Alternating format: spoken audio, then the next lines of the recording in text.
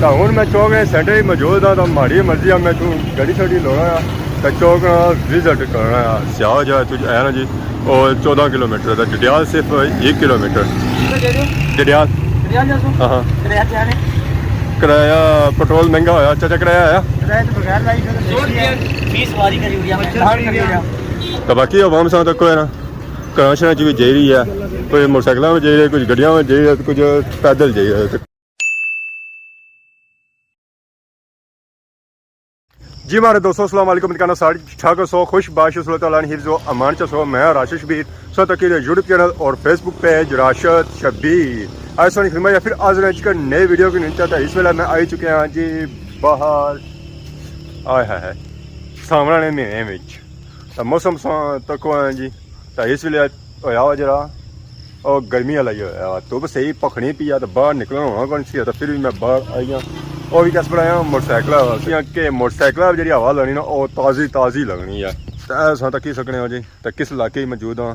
सुहाने इलाके मौजूद हाँ। यह पीपलों की छां होवे तो नीचे ठिया होए बैठने का। मोटरसाइकिल उपर थोड़ा दूर खलाई छावां ताकि वह बदी टप्पे ना जिस उसने अपर ब्याह क्योंकि गर्मी ने सीजन के मोटरसाइकिल से तू बैक लाई रहा तो फिर उसने अपर हिस्सा सब बोला इस एक बार उठक मारने हो तो मैं ना वो उठक लगा ना मिगी। तो मैं उठ के बगैर उसने मोटरसाइकिल ने अपर बाँ और जिधर जाना तो उधर जा।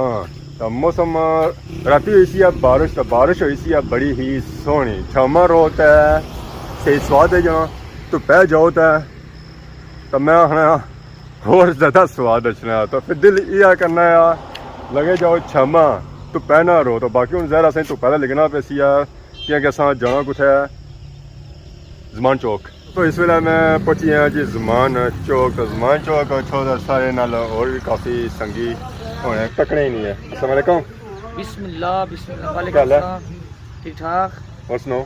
ठीक ठाक अल्लाह का शुक्र। सुनाओ? अल्लाह का शुक्र। किधर बैठे हुए? चाचे जमान ने चौका विच बैठे। चाचा जमान चौक क्या करी रहे हैं?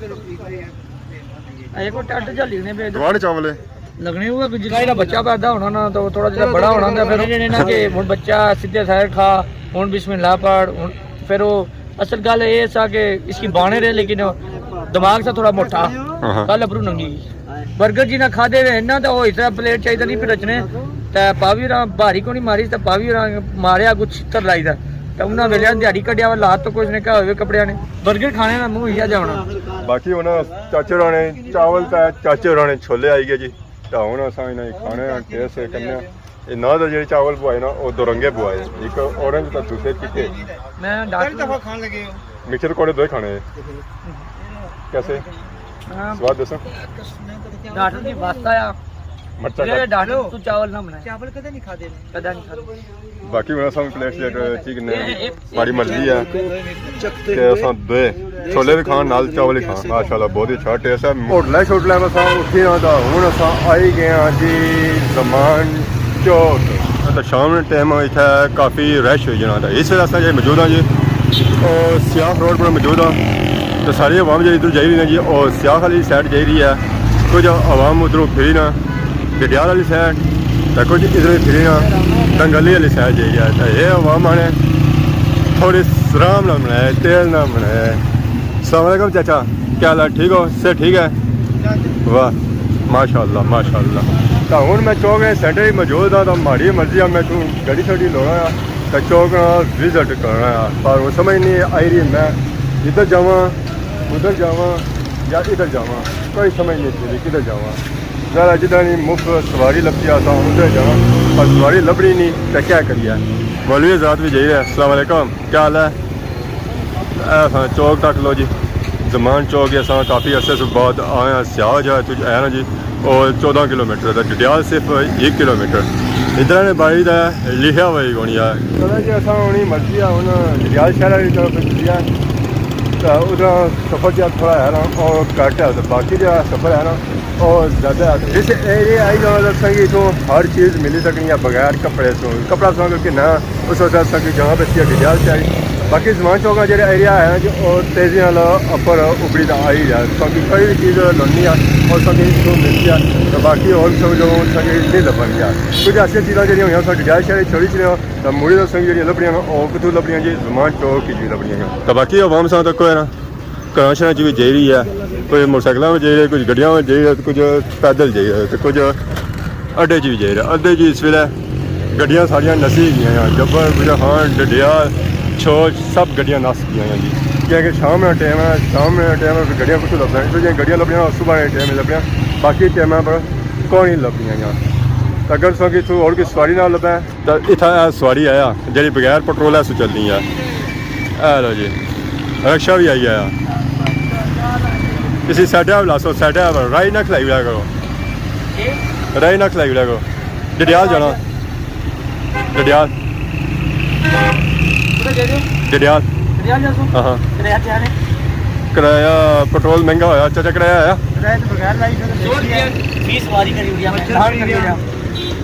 100 रुपया है 100 रुपया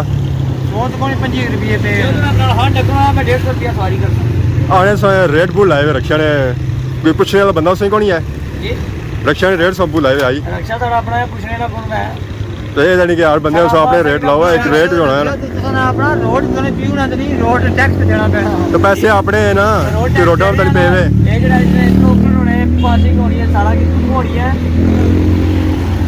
रोड की गवर्नमेंट की नहीं ना असा देने लाइसेंस दसो अपना की लाइसेंस क्या सो तुसा पहले अपना सिक्योरिटी कार्ड भी दसो ना सो अपना लाइसेंस दसो है सिक्योरिटी कार्ड है ना फिर वैसा इना ट्रस्ट करी ना रखना भेज जाना काले ना जाता देने ना कुछ पूरा ठोकी तो फिर क्या होया है रिक्शे वाला को लाइसेंस भी कोई सारा कुछ कोई ना भाई भी लटकी का भी नाल तुसा जाने वो कैसा है फिर असा तो इतना लड़के का खतरा से महसूस होया असा लत पहले लाई बनी है बुन असा लत पहले लाई ना बुन चाचे की उस्मान साहब ने पीछा पा लियो इन्हें जान से प्यारी कोनी चाचा भी क्या बैठे होना है तो उस्मान क्या बेना नहीं तो उस्मान क्या बेना नहीं रक्शे वाले नहीं खड़े जी असा की डडियाल किराया मुँह मंगया मैं चल तू जा असा और की बनवास करने तो इस वेले मैं आई गया जी शॉपिंग सेंटर शेर अब्बास इतना सारी कोई शर्ट पे सी काफ़ी दिहाड़ियां सो असा की वो आखिरी रेसन के आपने सो शर्ट की नहीं जाओ तो असा की याद रहनी गई तो मैं चलो आई टाइम लगा कि शर्ट वगैरह पता करने के असा इतना हूँ जाना जी मोइस स्पोर्ट डडियाल शर्ट वगैरह सारी तैयार होगी जी ये मोइन भाई की तरफों असा की गिफ्ट सी है काफ़ी दिहाड़े सो आखिरी रेसन असा की कि शर्ट अपनी किनी जाओ है पर सही टाइम ही लग गया अज सही टाइम लगा माशाल्लाह सो जा लोगो लगा रहा पर और यूट्यूब वाला लगा तो बाकी माशाल्लाह शर्ट जी है वो भी बहुत ही खूबसूरत है ये शर्टा आई हैं इतना सा अपनी मर्जी ने प्रिंट वगैरह कराई सकना अपनी मर्जी ने सा बनवाई सकते जो कुछ सा पर लवाना है तो बाकी है माशाल्लाह और भी काफ़ी खूबसूरत कम करने ग्राफिक्स ना अस्सलाम वालेकुम क्या जी ठीक हो अल्लाह ना शुक्र समझ कर अपनी शॉप एड्रेस वाला भाई शॉप का नाम है शेरबाज सेंटर ज़मान चौक दरियाल चौक तकरीबन 15-10 मिनट कितना टाइम हो गया शॉप की बाकी ये बहुत कम करने में सारा बेसिक काम है T shirt printing cricket volleyball football की नई किटा वगैरह तैयार करने हैं T shirt trouser cap jacket वगैरह उसके अलावा सारे स्पोर्ट में कम वैरायटी दस्तियाब है खास कर फुटबॉल वगैरह और क्रिकेट प्रिंटिंग की जगह है पूरी अर्जेंट टी शर्टा भी प्रिंट करने हैं कप प्रिंट करने हैं नेकलेस ब्रेसलेट वगैरह जो भी चीज़ां ये चीज़ां हमारी मर्जी है इस शर्ट की ज़ाहिर है ना असं गिफ्ट किसी कोई लाई था चक चाहिए गले बने सब तो सारा निकल गया